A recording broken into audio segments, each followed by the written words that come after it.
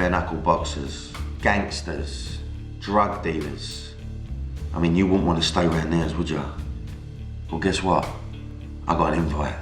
I'm moving in with some of the country's most dangerous men, so we can find out how they sleep at night. And judging by this mob, there's gonna be tears before bedtime.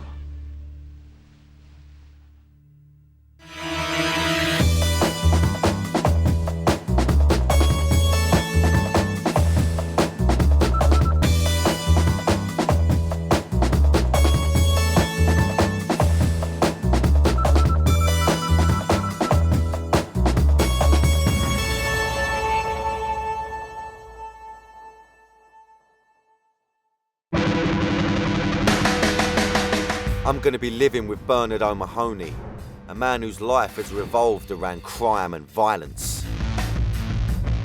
I was done for robbery, lots and lots of grievous bodily harms. His CV reads like a character from a carnage-ridden road movie. Soldier in Northern Ireland, football hooligan in London, gun-toting doorman in Johannesburg. Another decade of fucking madness, really, with gangs, stabbings, shootings. But overshadowing all of this is his association and acrimonious split from the infamous gangsters known as the Essex Boys. That's when my phone started ringing, you know. We're gonna fucking shoot you, we're gonna fucking do you. The Essex grapevine still buzzes with rumour and hearsay about them. And as I approach this journey, thoughts cloud my mind. I've been hearing things. People have told me that Bernard isn't all that he claims to be. And the weird thing for me is, for the first time, I've been getting phone calls about this guy. I'm being told things, he's a grass, he's a fake, he's living on the back of this, you know, this idea of the Essex Boys and, you know, bad reviews really. So, you know, it's not healthy for me really to be going to meet this guy with this stuff going on in my mind. So I've got to take him at face value. I've got to give the guy a shot, but you know, I'm getting sort of negative thoughts before I've even met him, and that's a weird, strange feeling, you know. I don't like going to work this way, you know. I'd rather just not know anything. I'm meeting Bernard in a field in the middle of the English countryside. What a beautiful day. One absolutely stunningly beautiful day in the middle of a beautiful forest. You know, go on a nice hike, bit of rambling, and then you come across this.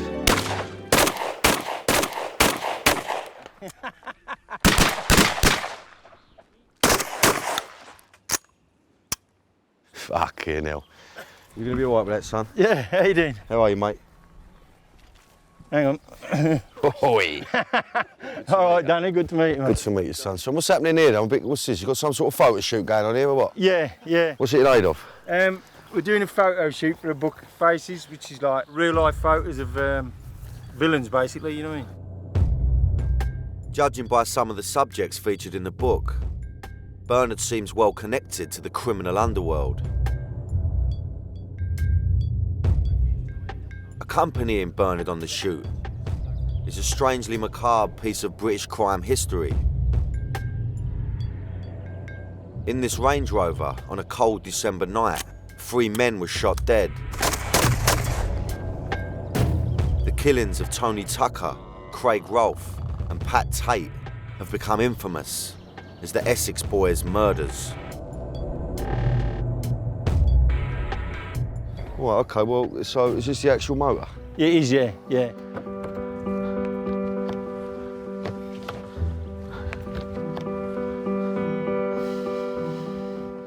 It's a strange feeling to think that, you know, 3 men were shot to death in this car.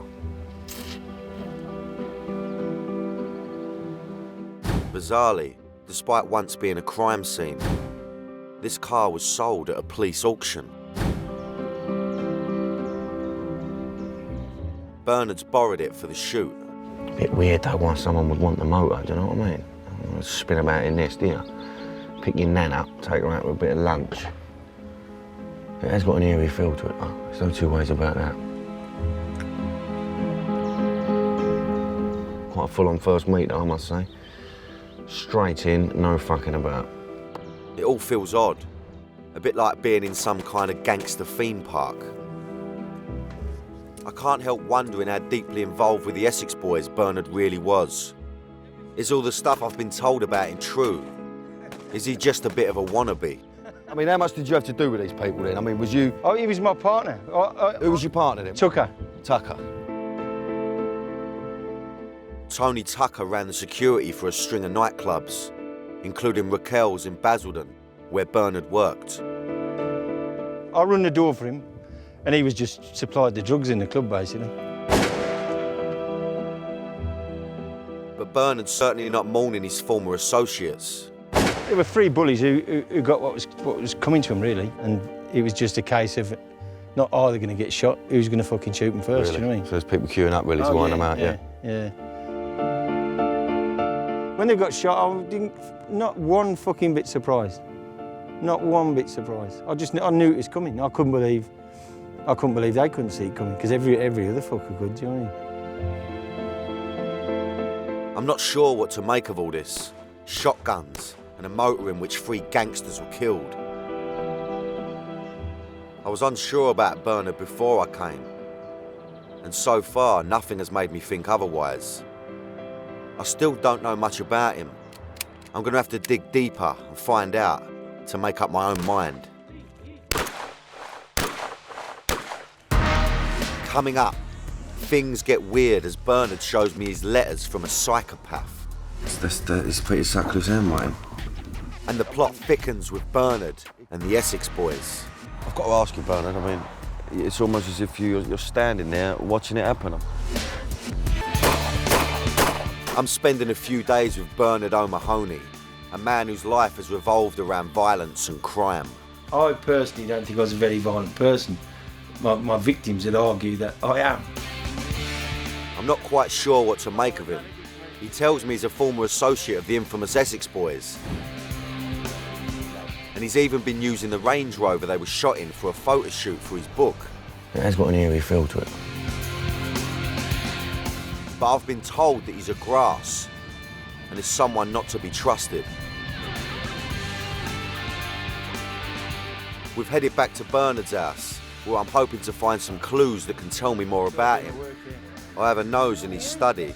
He has a strange mix of mementos and souvenirs that he's collected down the years. I do my work here. Well, I've got to say, straight away, Rolling Stones, massive fan myself.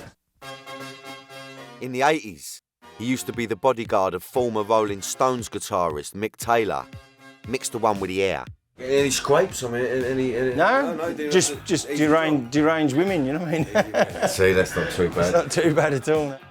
This led to other security work for a number of high-profile A-list celebrities. Quite the odd thing for me, Bernard, is obviously, you've got all these sort of, Rolling Stones, another great one of Mick Jagger there, and it's surrounded by these Batman pictures. Any idea why Batman? I mean, you've got Superman, you've got Spider-Man, you can go where you want with it, but I don't know, Batman just touched you in a way. Yeah. I just always enjoyed it, you know what I mean? I always liked it, good versus evil, you know what I mean? The ultimate battle, innit? Yeah. I always just liked it, you know what I mean? It's a bit of a mad mix of stuff. But then he shows me something that turns my stomach. This is such a weird thing. Bernard was once a pen pal of the Yorkshire Ripper, Peter Sutcliffe. The murder victim was identified tonight as 20-year-old Jacqueline Hill, a student who had been living in the Headingley area of the city. Sutcliffe murdered 13 women between 1975 to 1980. Although deemed sane at his trial, he was later sent to Broadmoor Psychiatric Hospital.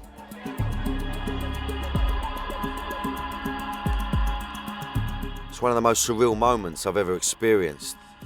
Here I am leafing through letter after letter written by one of Britain's most notorious serial killers. And just look, I mean, it's Peter Sutcliffe's handwriting. Strange to just think that that's a man that has killed many people, for many years. I have vastly changed from my attitude of 10 or 11 years ago. I was tragically misguided in those days about certain matters. I know that only too well.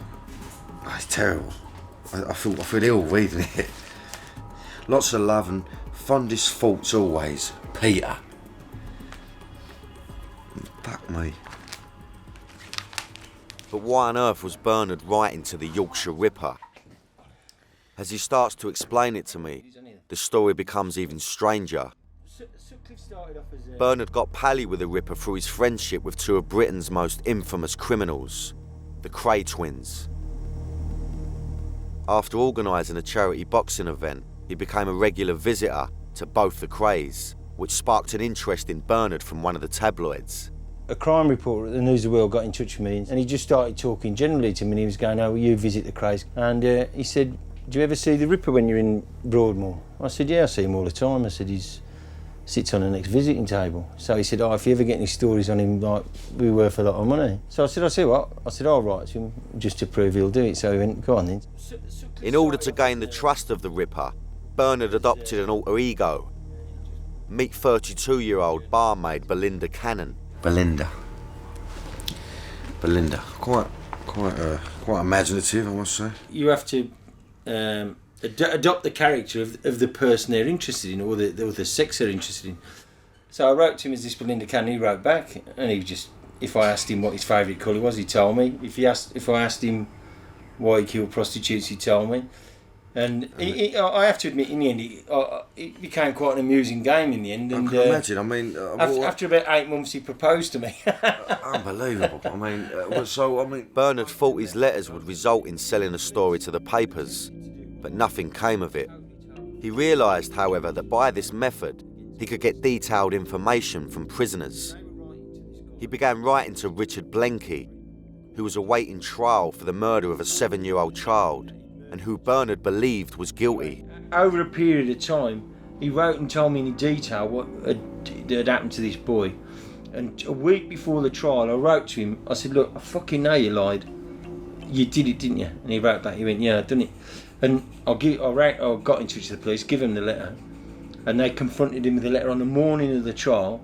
And he's there to plead not guilty. And it's something that sticks with me. The boy's father said, it was the best feeling in my life, he said, because I knew he was guilty, the police know he's guilty. To hear him stand there and say, yeah, I did it, he said it was like fucking... Yeah. And he can't appeal, can he? No, of course not. So it's a great... I do get a lot of pleasure out of it, yeah. It's a fucking great feeling. What other people have you wrote to then? Oh God, you name it. Ian Brady.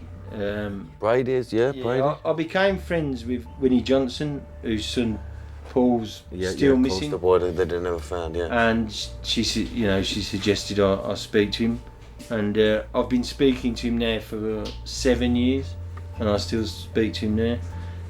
Nothing. He ain't going nowhere. He's been on a hunger strike for how long? He's off his fucking trolley, you know what I mean? He also tried to get a confession out of Ian Huntley before he went to trial. Ian Huntley? I wrote to him for a long time. A vile fucking... Oh, fucking disgusting, Disgusting, man. yeah. I mean, they all are, to be fair, aren't they? What drives you then to get up, make a stand, and go that deep into it? I mean, it takes a lot of fucking time, bollocks, fucks with your brain. I despise people who hurt kids, you know what I mean? I fucking despise. Some people, protest about the ozone layer. Some people ban the bomb, but me, anyone who hurts a child, anybody, I fucking despise them. It's as if Bernard's trying to be like his hero, Batman, crusading for justice, for a different persona. I've never met anyone with such a strange and complex relationship with law and order.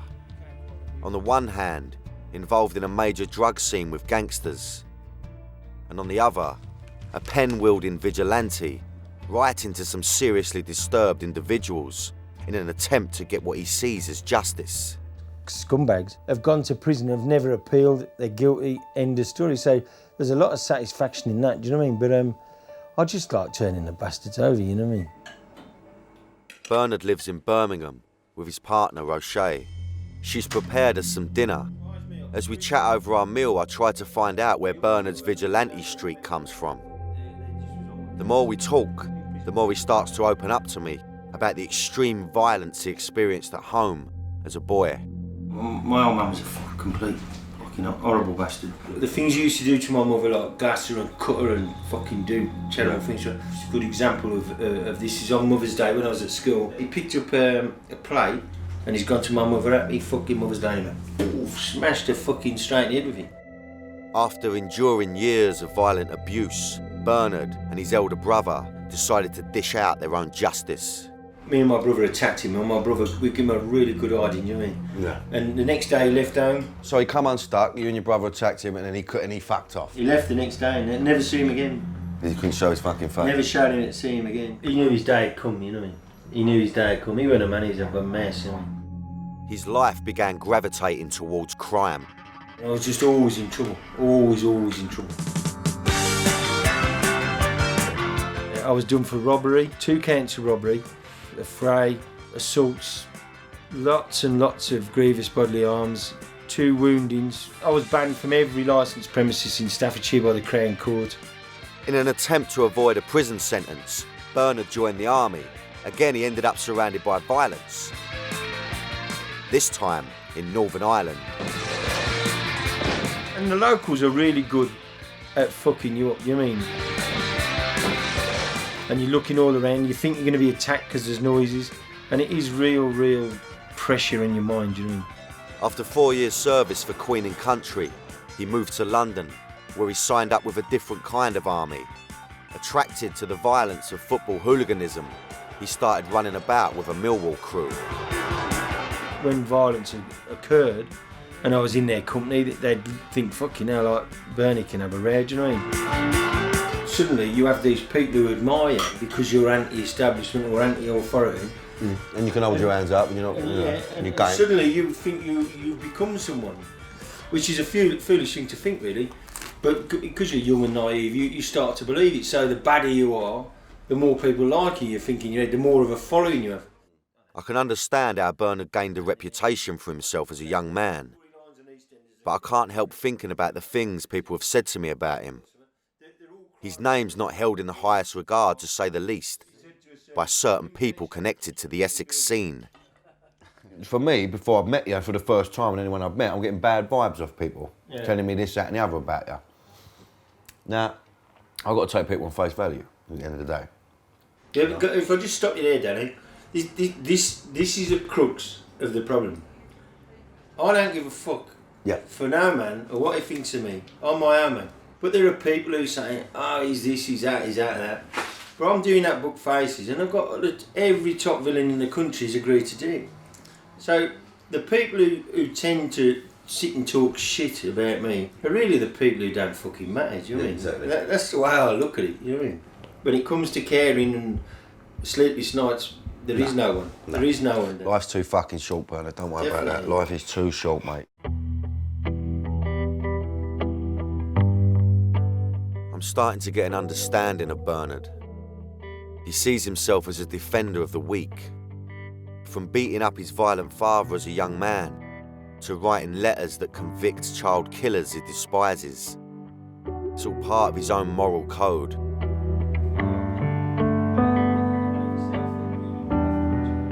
It's been a long old day. Bernard's a complex character. There's so much more I still need to find out. Crucially, I've not got to the bottom of his falling out with the Essex boys. I want to find that out for myself and not rely on rumours and hearsay. I've really learned you've got to just take people at face value. On a personal level, I've gone into this thinking this geezer's going to be shit. He's going to be fake. He's going to be just a wannabe. And, I couldn't have been any more wrong, really. He's not claiming to be a villain. That's what's interesting. He's clearly fascinated by that whole world. Some of the stuff he's been telling me has freaked me the fuck out. This whole idea of writing to people like Sutcliffe and Huntley and, these paedophiles, trying to get information out of them, and, it's a fucking mad thing to do.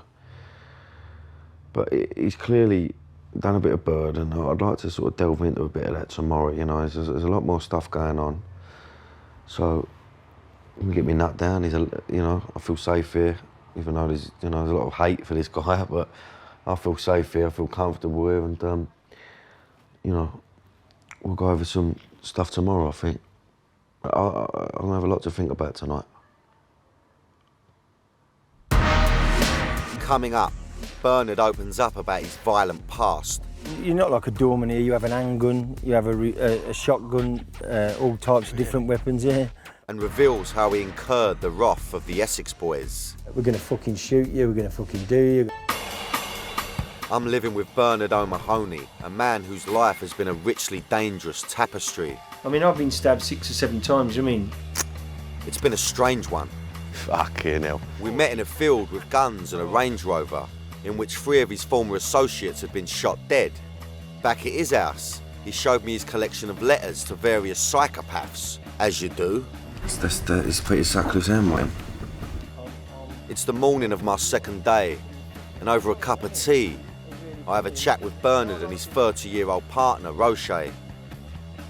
There's a bit of an age difference, so I start with a bit of teasing. She's a lovely young lady, Bernard. I can't help but notice she's a bit younger than you.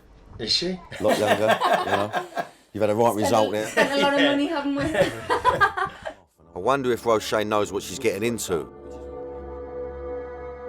Bernard's involvement in crime has resulted in him being threatened on several occasions. One example is this incident caught on CCTV. It shows Bernard being attacked with a pepper spray outside a nightclub. His response proved that he's not someone to be trifled with. Do you ever worry about him, Bernard? Do you ever worry just because of people who the books he's wrote and the people he's upset? Which Bernard, he takes it with a pinch of salt. But yourself, I mean, that's your man, isn't it? So that phone call I was a bit concerned of. But then again, and I'll think, well, he knows how to handle them sort of people. So in a sense, not really, because I know he can talk to them in the way they would expect him to. So and you would know if he was worried. You would get a feeling in any way, wouldn't you? Do you know what I mean? On something, and then I would say like, oh. But no one's ever going to hurt you. Going to ring you up and warn you. No. Nah. When just they ring you talk, up, I and just it's silly go, talk, but another fool who's had too much coke. and I think as well, if it was going to happen, and they're going to say it was going to happen, it would have already happened in any way, wouldn't it? Speaking to Bernard about this, I realise we have something in common. He's been called this, that and the other and judged by people who don't know him. It's something that I get from doing these shows.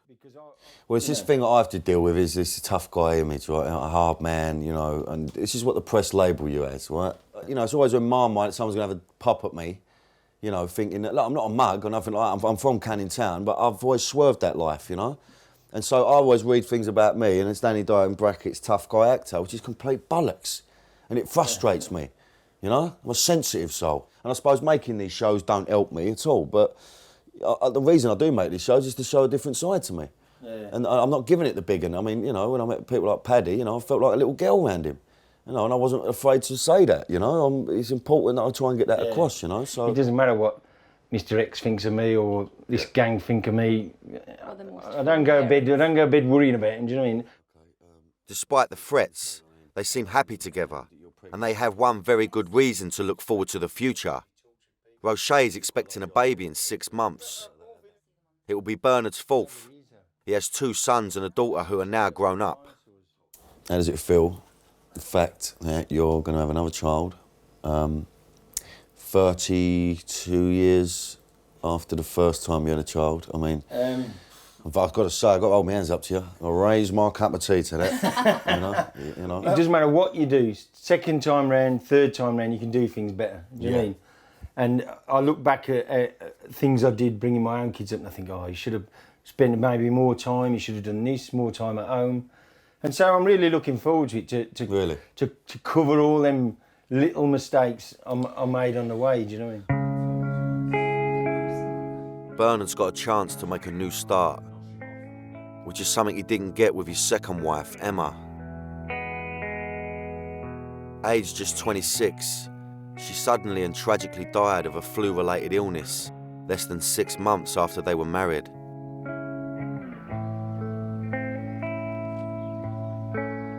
One of Bernard's weekly rituals is to visit her grave.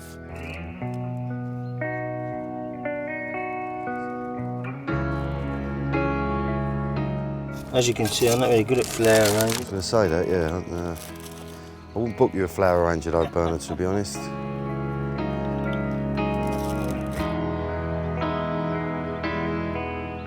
I used to come every other day, you know what I mean? But you've got to move on. She'd understand that, you know what I mean? Yeah. You'll never forget her, you know what I mean? But you just got to get up and dust yourself down and get on with it, you know what I mean? How long would you usually spend over here? Just sit here and just, you know? Oh, when it first happened, I slept here a few times. Really? Yeah. I couldn't believe it. I mean, 19 weeks. You know, she always used to joke, you know, when you were old, I'll slash your tyres and leave you in your wheelchair in the middle of nowhere, you know. But you just don't think she's going to die. Bernard's in a reflective mood, and so I take my chance to question him further about his violent past. From a very early age, as I say, my father was probably the most violent man I've ever known in my life. He was off his fucking head. And he wouldn't just beat you, he'd use weapons on you, you know what I mean? Mm. And you left the house just fucking your mind just turmoil. And when you saw happy kids, you really resented them, and you wanted to crush their happiness. And really? My daddy this and my daddy that, and you'd smash them. And then when you're at school, you'd get in trouble, and teachers couldn't understand why you're so violent, so disruptive, and you become a sort of outcast. You know what I mean? Mm. But that violence sort of stuck with me, and then inflicted it on lots of people. I've been in prison 4 or 5 times, but just for wounding, and I've been remanded a few times, but all for violence, you know what I mean? In 1983, after he stabbed a man in a pub, Bernard went on the run. I knew I was going to prison, and so I thought, move to Holland, because I'm out the jurisdiction of the police. After a brief spell lying low in Holland's liberal city of sin, he headed for a place where he was drawn back into a world of violence. We flew to South Africa, landed there, and the fucking first riots ever in Johannesburg kicked off. South Africa in 1984 was at the peak of its violent and troubled history, with apartheid tearing the country apart. In Johannesburg, Bernard found work as a security guard on the door of a Greek nightclub on the city's notorious Murder Mile. Dangerous place to go, though. It is very, yeah. You're not like a doorman here. You have an handgun, you have a shotgun, all types of different weapons, yeah. Don't need a licence. No, I ain't had a fucking holiday permit. The Murder Mile is exactly what it says on the tin. It's one of the most violent streets in the whole world. Everyone carried guns, everyone carried knives, and they're just fucking killing each other. Following a fight with a Portuguese gang in the club, one of them followed Bernard home. And then when I went home that evening, I was attacked by him and I was stabbed in the chest. And there was a bit of a fight in the lift, and the Portuguese guy got hurt quite badly. Bernard was arrested for the attack and once again found himself in prison.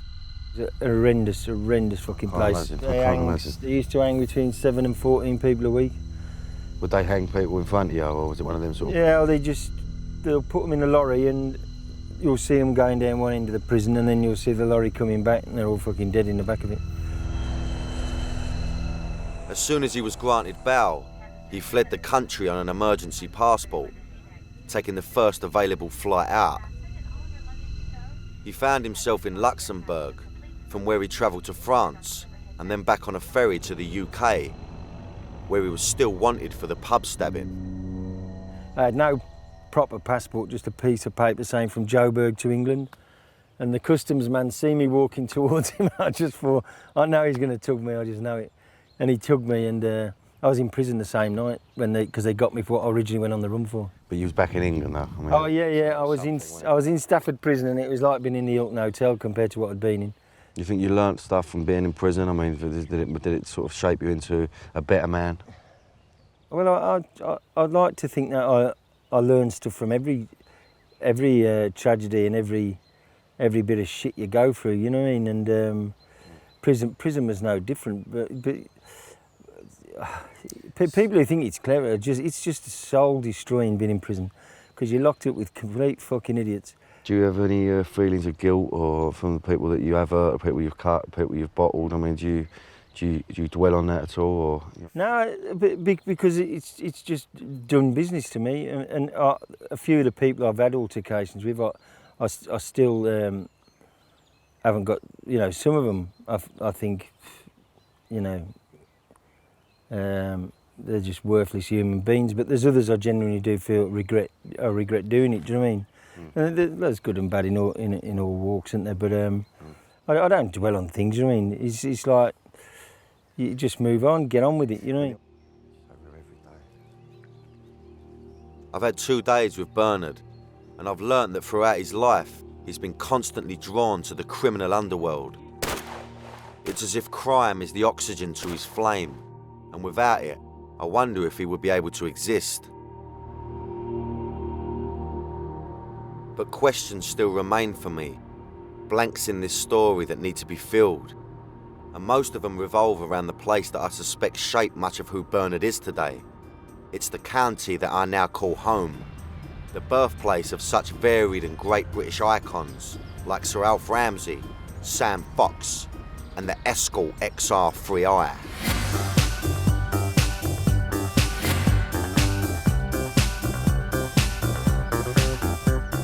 In the 1980s, Essex became synonymous with white stilettos, flash motors, and the aspirational working class.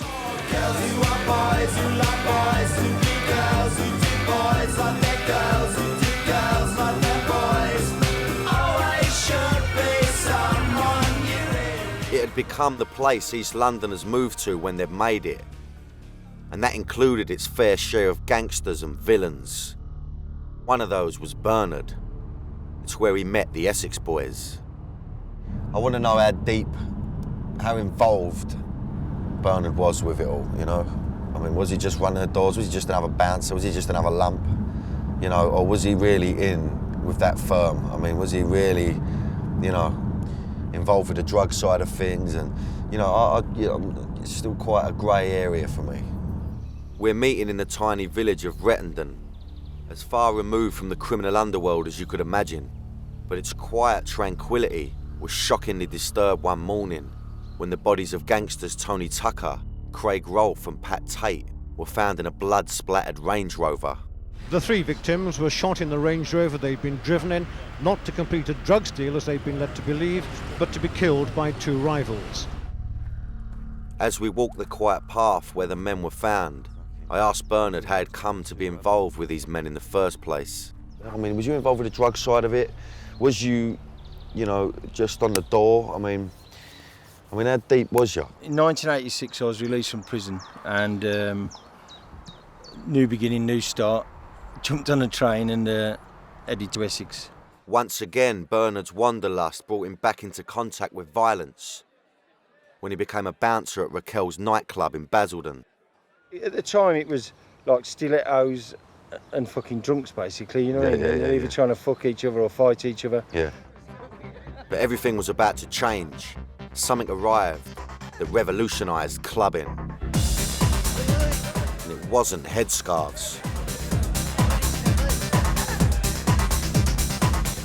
What it done is it changed clubbers. It changed, you know, what they was doing when they was in a club. And the monsters turned into mice overnight, do you know what I mean? They did, didn't they? Hugging each other and loving each other. And the mice needed feeding. Now Bernard didn't have to worry about tear-ups and chucking people out. It was all about making money from ecstasy. He joined forces with Tony Tucker and they controlled the drug trade inside Raquel's. I said, you know, you can have your bit on the side of the gear and I'll run the door and we'll all be happy, do you know what I mean? Because it was a big club, it attracted like promoters, rave promoters, because they thought, oh, it's a peaceful club, Tucker runs it, everything will be sweet, all the drugs in it. It worked really well. The drug business is a ruthless one. As Bernard was about to witness firsthand, Tucker and Tate were dangerous gangsters, with their fingers in all kinds of unsavoury pies. Tate went into Canning Town, which you know very well because you're from there, and he robbed people in Canning Town, and it's just not a career move, you know what I mean? It's just not very clever, and they thought they were invincible, you know what I mean? Tate only went through people's doors one way, and that was just kick it off the hinges, barging, screaming, shouting, threatening people with guns, violence, just naked violence. I mean, it's the only thing he knew. Do you know what I mean? I went on expeditions to Bristol to shoot a guy. I went to Sunderland to kidnap 2 brothers. So it was like although everything was Essex based, they had sort of nationwide interests. You know, they were just vile human beings who destroyed families, destroyed people and wrecked their lives. Things came to a head when 18-year-old Leah Betts became an unwitting anti-drugs poster girl. After taking an ecstasy tablet, she fell into a coma. Police warned that they suspected the ecstasy tablet was contaminated with another substance. The police believed that the type of pill she had taken was being sold in Raquel's. They approached Bernard about getting hold of one for analysis. I've got this dilemma. Is it a dilemma? Not really. There's a young girl dying. Do I help her, or do I adhere to this bollocks mythical underworld code where you don't talk to the police, you don't grass, you don't do this, you don't... I knew they wouldn't be happy about it, but I said, I'll try and get you one. I said to the police, I'll try and get you one of these pills. Helps the girl, great, you know what I mean? Bernard couldn't get his hands on one of the pills, but as far as the Essex boys were concerned, he'd spoken to the police, and so he was a grass. But when Tucker and Tate and the others heard that I'd so openly agreed to assist the police, that's when my phone started ringing, you know. We're going to fucking shoot you, we're going to fucking do you. But just a few weeks later, Bernard wouldn't have to worry about any threats. Someone went after him, and they didn't miss. There was about these killings a hard and ruthless edge which can only horrify and stagger the non-criminal mind. According to Bernard, the Essex boys had it coming. They'd pissed a lot of people off thanks to their antics that involved robbing other drug dealers. And there's no hiding, no masks when they went to rob these people. And when a geezer loses 100 grand's worth of gear, it's going to come back on you, you know what I mean? And he believes they were lured down the lane with a story of a plane loaded with drugs that was landing on this field. It was a lie. He explains that there were 2 gunmen, one who was in the car with them, the other waiting in the bushes. The vehicle came in, went to the bottom of the lane, pulled up at a 5-bar gate. Yes. Gunman's accomplice walks to the front of the car pretending to get the gate. Instead of unlocking the gate, he actually bends down and picks the shotgun up. Meantime, his friends come out of the undergrowth to the open back door, does Rolf behind the ear in the back of the head, does Tucker in the side of the face, shoots Tate in the liver. He didn't intend to kill him initially. He wanted him to witness the slaughter and say a few words to him. And then the other gunman went round to where Tate was sitting, put the gun in through the broken window into the back of his head, pulled the trigger and sent Tate to wherever we all go. So if the killers were with them, they must have known them. Very well organised, wasn't it? Didn't take a lot of people. Extremely well organised, yeah. I mean, There's people that have done this many, many times before, isn't it, really? They knew what they were doing. Even though the murders happened 15 years ago, Bernard is still involved with the case. He's campaigning for the 2 men convicted of the crime. He believes Mick Steele and Jack Wombs are innocent. I mean, they got sentenced to 15 years. I mean, that's 15 years ago. I mean, surely they're due out, aren't they? Well, they won't accept their guilt, so they're not going to let them out while they're still protesting their innocence. Really? Yeah. Is that how it works? Yeah, they just. Even though they've done their time They for just murder. won't have it. So they'll do hands up and say I'm guilty, and even if they're not, then they'll be allowed out. That's how it should work, but I'm not sure it would in their case, you know what I mean? Bernard thinks the old Bill got the wrong people. And at the time of the murders, he was being threatened by the men that were killed. He also seems to know a lot of details. It's got me thinking, could he have been involved? Coming up, I asked Bernard a difficult question. I've got to ask you, Bernard. I mean, it's almost as if you're standing there watching it happen. I've been living with Bernard O'Mahony, a man whose life has been inextricably linked to violence and crime. We're in Essex, a place that has played a major role in Bernard's life. He's a former associate of Tony Tucker, Craig Rolfe and Pat Tate, who were murdered in one of Britain's most shocking gangland killings. I've learnt that he'd fallen out with the gang just before they were killed, and he's told me that he doesn't believe the men convicted are guilty. He also knows a hell of a lot of detail about the killings. He was arrested at the time on suspicion of the murders, so it's left me wondering. I've got to ask you, Bernard, I mean, for me, you seem to know so much about it. I mean, it's almost as if you're standing there watching it happen. How do you know that this is how it took place? How do you know? Well, because guesswork or what? No. People talk, don't they? And over the last 15 years, I've got a good idea of what happened. And if I knew who'd done it, I wouldn't tell, because I honestly think whoever did it did the world a favour. You know what I mean?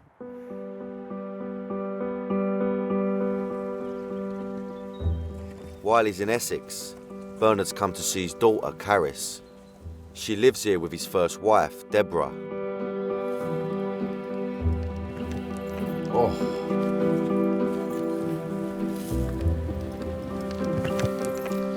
How proud of your daughter?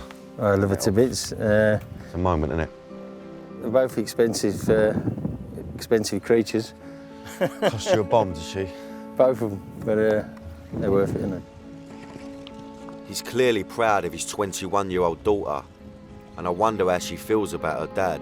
What do you feel about the whole thing with the writing the letters to people like Sutcliffe and... I just think if it helps like the parents of the kids in that out, or it helps them to be sent down, then fair enough. If you can help, you will, won't you? And people don't like it, then bollocks to them, you know what I mean? This whole criminal underworld thing, for you, is it a professional interest? Or is it a bit of an obsession you've got going on? Sort of like if you go into something, you give it 150% and, you can become quite obsessed by it. Is that a fair comment to make? I've never done anything by halves, you know what I mean? But I do get, if I get into something, I won't let it go, you know what I mean? And it's not always healthy. It's definitely not always healthy. But I have a real, I think life's a contradiction, really. I've got this real sense of like injustice and, want to right wrongs. But then I've been a complete arsehole in the past. Something you're constantly battling with? Definitely. I have problems, and my first thought is go and bash them, do you know what I mean? And the beast resides within, you know what I mean? But you've just got to, as you get older, just think, wise up, take a breath, stop, do the right thing. And sometimes when you've lived another life, doing the right thing's frowned upon by other people. I came into this thinking that Bernard could be a grass and a fake. I've listened to his story, and I believe that he did what he felt he had to do. He lives by a complex code, which appears contradictory. On the one hand, he has roots in violent criminality, and on the other, he seeks to right injustices. It's not always easy to do the right thing, especially when people are looking to kill you for doing it.